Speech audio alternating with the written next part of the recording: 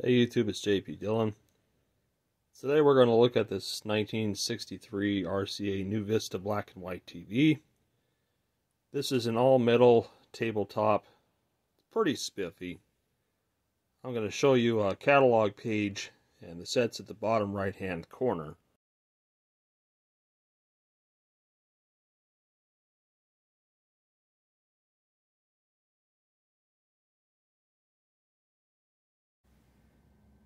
And so this was a curb find, and it's completely dead. There's no, when you turn it on, nothing happens. No smoke, no fire, no nothing. And I do have the knob for the contrast that came off. And I was literally just trying to brush the dust off, and it just kind of snapped off on me. So these things are very brittle. This was probably sitting outside for a long time. It's definitely got that yellowish sun fade, although the pictures don't really show it here, but it's got some yellow, beautiful yellow sun fade. But it's all metal, even the back's metal.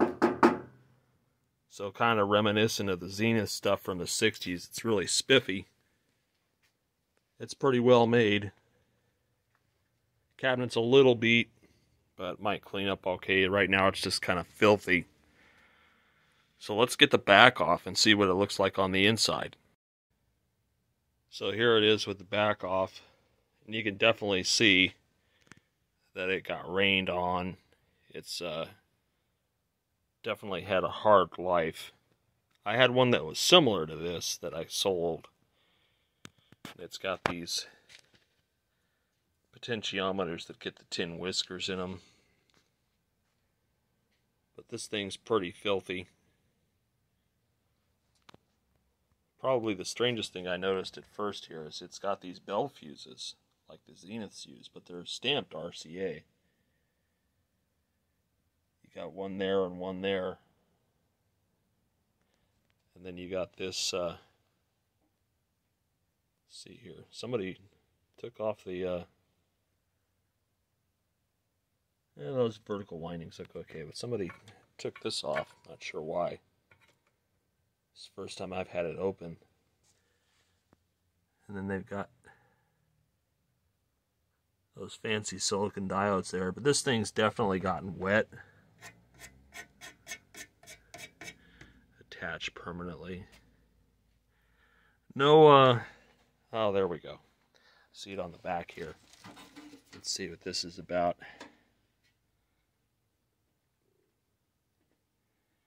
Doesn't say what chassis number it is, or maybe I just don't see it. 19AYP4. Let's see if we can find a chassis number stamped here. KCS 147A. So yeah, I think that places it in the early to mid 60s, pre-UHF, so probably 63. A lot of rust, a lot of corrosion on the metal parts. So this one, I don't have high hopes for this one, but we'll see. When I plugged it in, it did nothing. It doesn't look like it's a series string based on the 6-volt tubes we saw on the chart. But out of curiosity, let's throw the Beltron on it and see what the Beltron says. Okay, so we had to go through our BR3 adapter to our AE5 adapter, and I think we're going to use the C1 here. And let's see if we get some sort of signs of life out of this thing.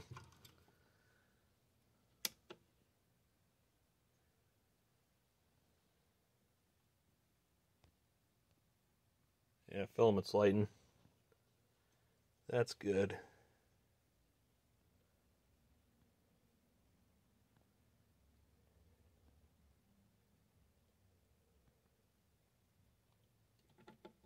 So far there ain't much there.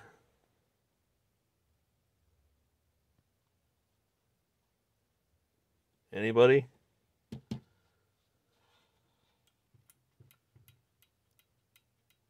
We have a dead CRT.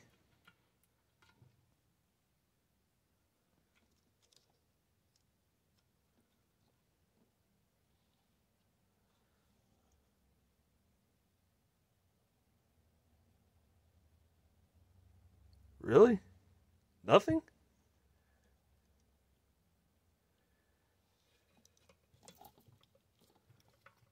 Is my adapter bad?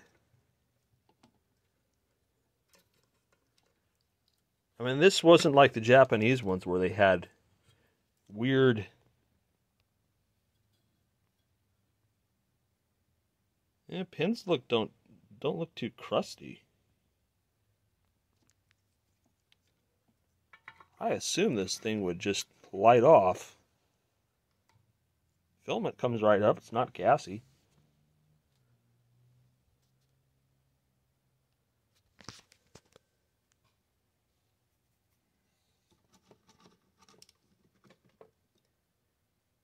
Oh, did it move a tiny little fraction? No, I don't think it's doing anything. Yeah, it's like no signs of life at all.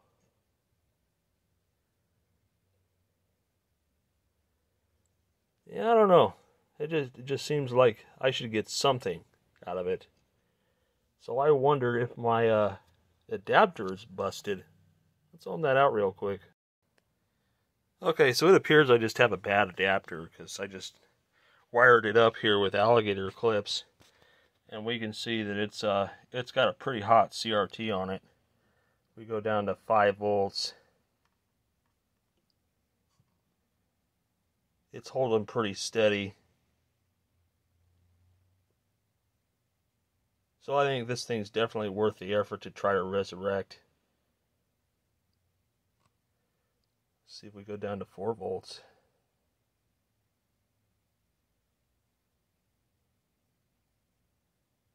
Wow, still good at 4 volts. Starting to fall just a tiny bit.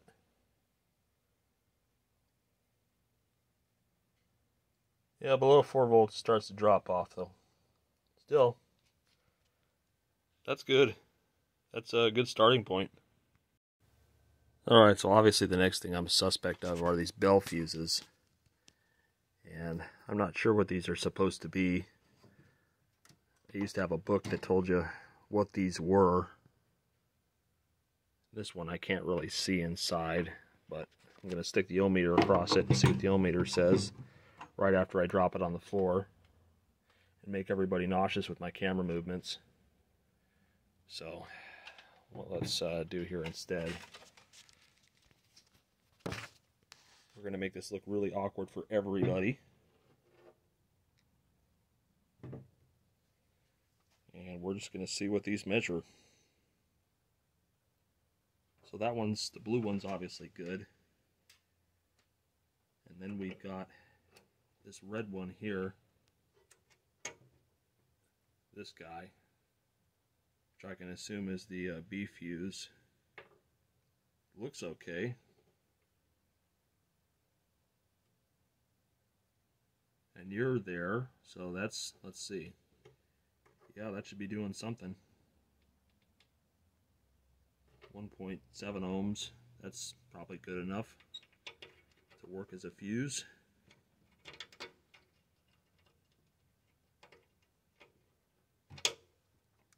Alright, so that's back in. Let's see if there's anything else obvious here. Because those are our rectifiers coming in. Main fuse is alive. That fuse is alive. So let's pull the cap on the horizontal and let's fire it up.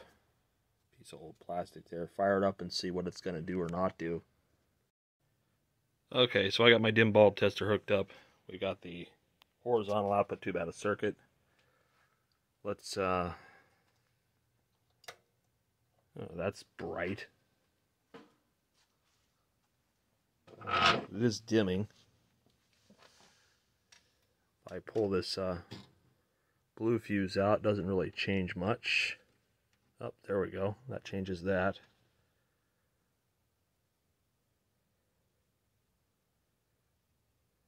Yeah, awful. It's getting dim now, so I'm thinking that's like filament. I'm If we pull this one, it goes totally out, so that's our main fuse.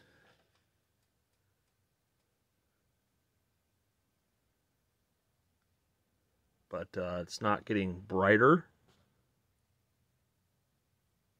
So my assumption is we don't have B voltage here. Let's just double check really quick.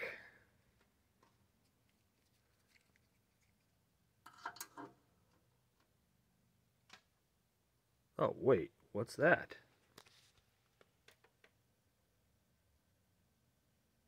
Sounds like vertical. So was the reason why this thing dead was because of a funky fuse socket and me fiddling with it fixed it?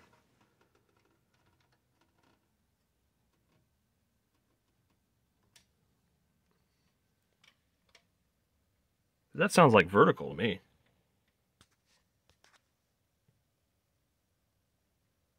I can hear it. Huh. Okay, well, I'm going to give it a couple minutes, make sure none of the filters get hot, and we'll see if it has a picture.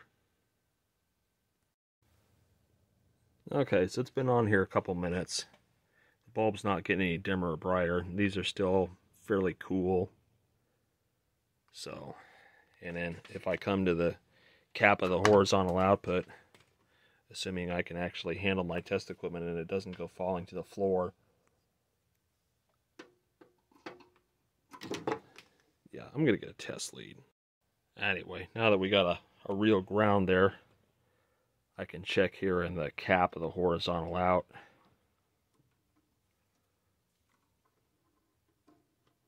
Twist that around a bit. And we got 159 volts, which, considering it's in a 100-watt limiter, makes sense. Because I'm betting there's not more than about 70 volts coming into this, maybe 60.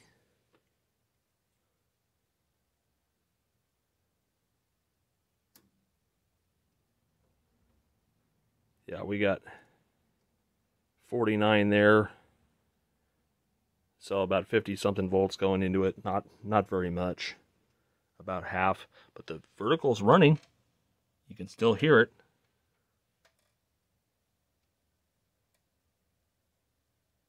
Yeah, so let's see what happens. Let's take it off the limiter and juice it. Okay, so we're full bypass now, and we're going to see if it flies or if it fries. So here goes nothing.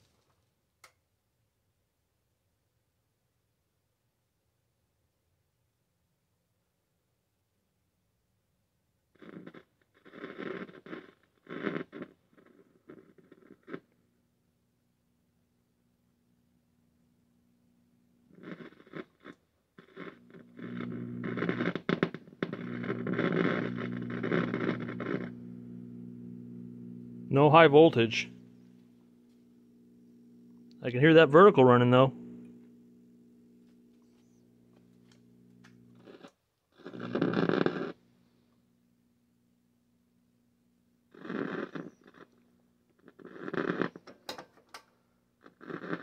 Yeah, nothing.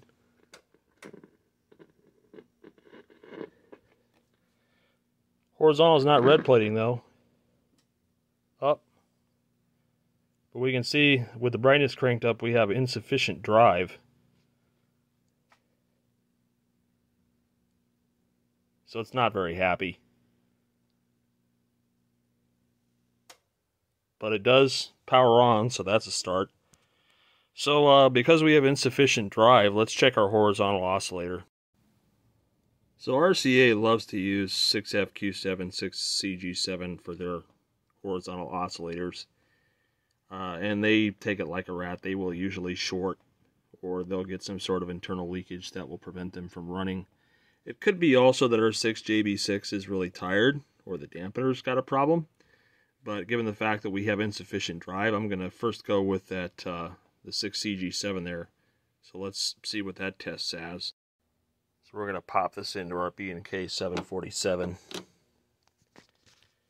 And there's already a setting for it, 6FQ7, 2 plates at 74 each. And we're going to plug it in. See if it's lighting up.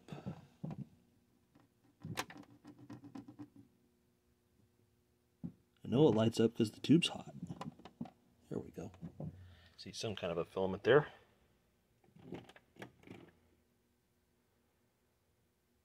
Yeah, that section's pretty tired. It's coming around. Yeah, that's about done. It's pretty wasted. Let me see if I got another one here. Here's a fancy NOS replacement RCA. Let's plug this thing in and see what it does. I have a feeling it's going to be a much better candidate. Then we'll check our horizontal out too to make sure it's not trash.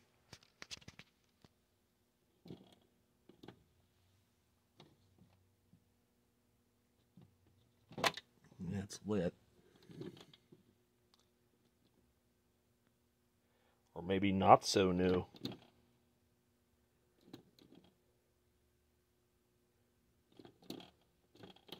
Maybe this one was just cleaned up and pretty looking.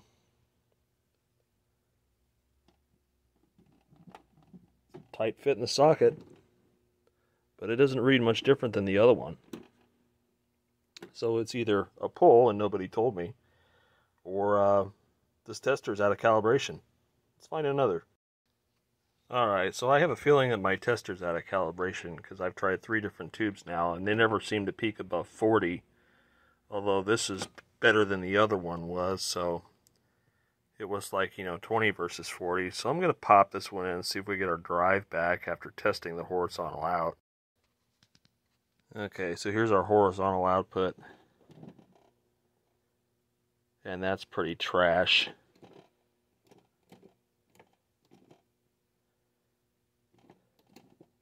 I need to yank another one of those. 6JB6. I'm pretty sure I've got one, but it's not here. It's in the other storage locker. Oy. Alright, well, let's make a list of what tubes we do need so that I can just make one shot trip and then we can get everything we need here. Okay, here's the damper tube.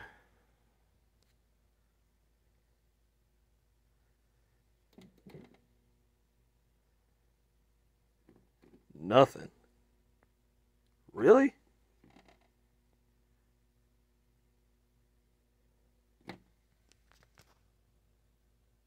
(6AY3) socket 14, or excuse me, socket 20, 14 plate.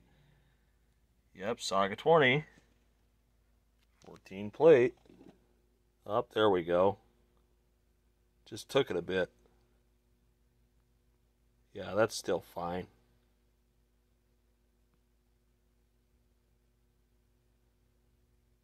And it's just continuing to go up as it warms up, so yeah, I think you're okay. Alright, next. Of course, now my camera's not going to pause, so I can grab the next one. Alright, here's the vertical. I think this is the oscillator. It's a combo tube. It's an oscillator and an output.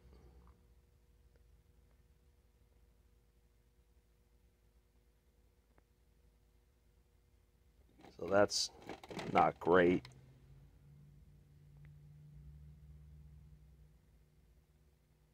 And then let me switch it around so we can test the second section.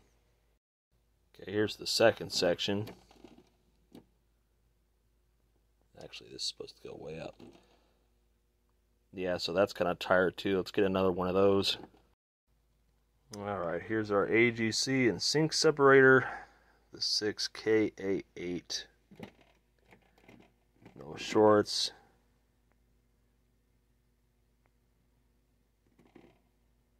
That's just barely registering. Look at that.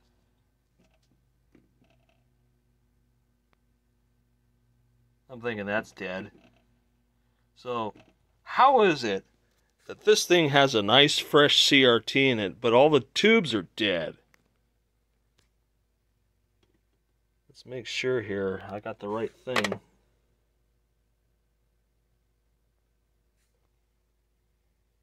Yeah, that's it. That's just dead. Okay, here's our sound and video amp, 6HF8. Here's the first section.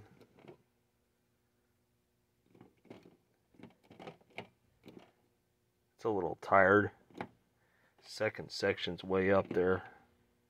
Still tired.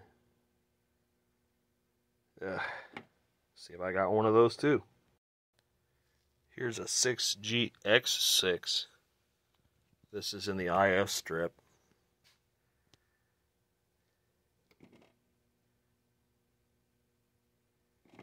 That's a failure. That's got grid leakage. Okay, so you come out. Here's a 6EW6. This is also an IF tube. They don't have 3 or 4 of the same thing. They're switching them up here. That's pretty tired, but at least it doesn't have leakage. Wouldn't be a great performer, but it would still pass. I'll see if I got one of those anyways. Well, this is just full of winners so far. Okay, here's a 6GM6. This is an IF tube.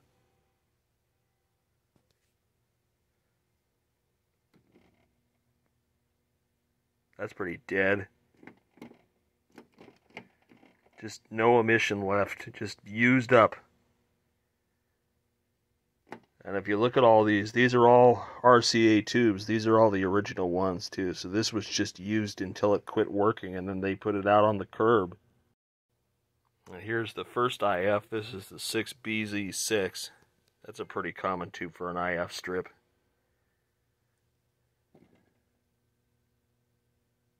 But it's pretty tired. Up, and it's got grid emission failure, so lots of leakage there.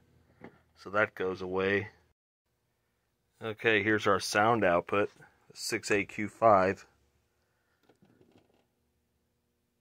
Almost one of these in every single RCA set.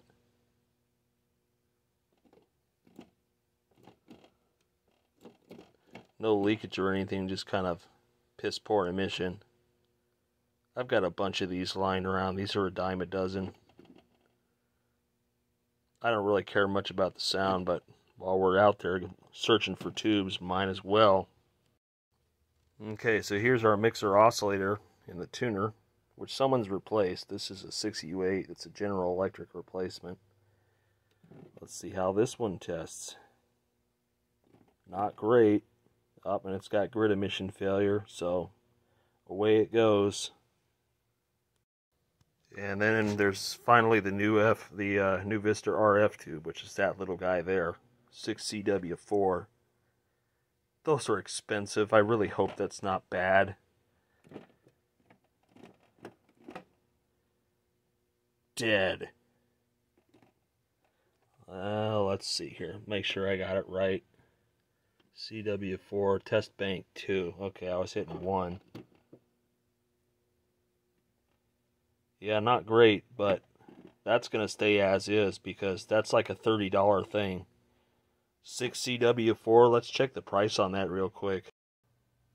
Okay, so you can buy it at Jim Cross Vacuum Tubes Incorporated for $12.50 plus shipping. He has a flat rate of $10 shipping, so that's $22 just for that tube right there. So I'm just going to put it back in. It's not shorted or leaky, and we're just going to stick with that one, because I'm pretty sure I don't have very many spares on hand for that. And finally, we've got our original RCA 1B3 high voltage rectifier. And getting the cage off sucks because you have to feed the high voltage lead through that grommet, which is old and crusty. But the flyback looks good. There's only a small amount of wax and stuff here, so that at least tells me that the flyback was in good shape. Yeah, not a lot of wax there, but let's pop this in and see what we get as far as emissions. So this is going to be somewhat tricky because my top cap connection for these guys is busted. So, yeah, this is going to be an interesting one. I think what I'll do is This is going to be fun because I only got 2 hands. Let's set this thing up. Ghetto Fabulous. Alright, so here's our emission.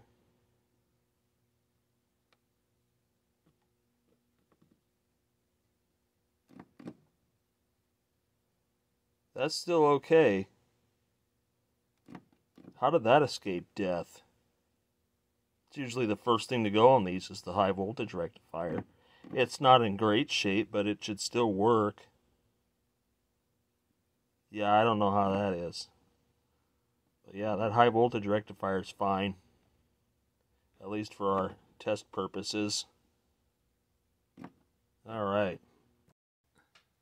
Okay, so you can see now that pretty much all the tubes are out except for the horizontal oscillator. We replaced the damper, which is still good, and the rectifier, which is still good inside the cage. So I'm looking back in here, and there's an EIA of 274. I'm just wondering to myself, it's like, did they replace the CRT?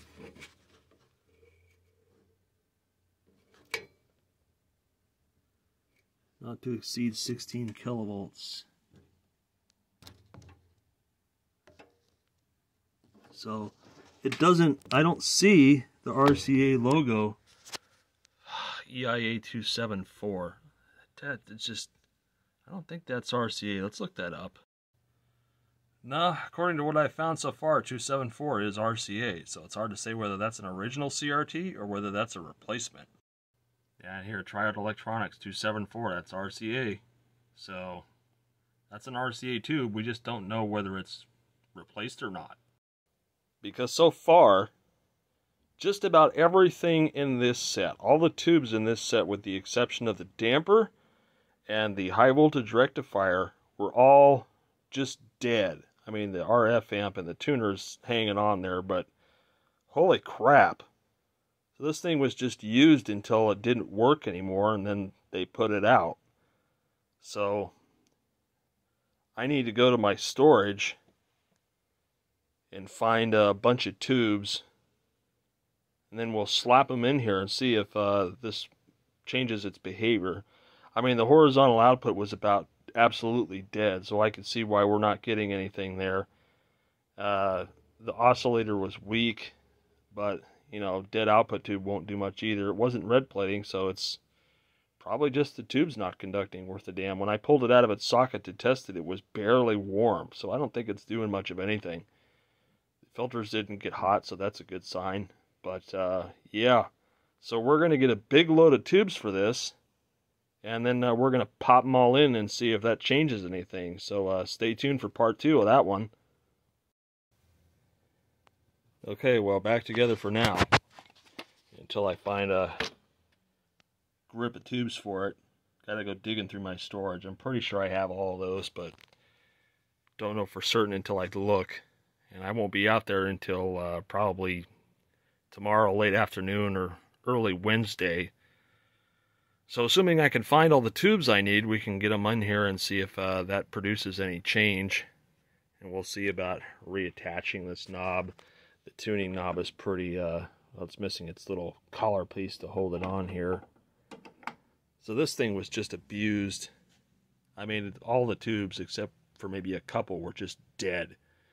But yet the CRT tests wonderful. So that makes me wonder, it's like, did they replace the CRT and then more stuff started happening with it and they just gave up on it? Or was the CRT in this really that good? And that's why they just kept using it, because it had a nice bright picture until it just went south. So, anyways, we'll focus on getting a big stack of tubes for it, and then we'll go from there. Thanks for watching the video. More stuff to come.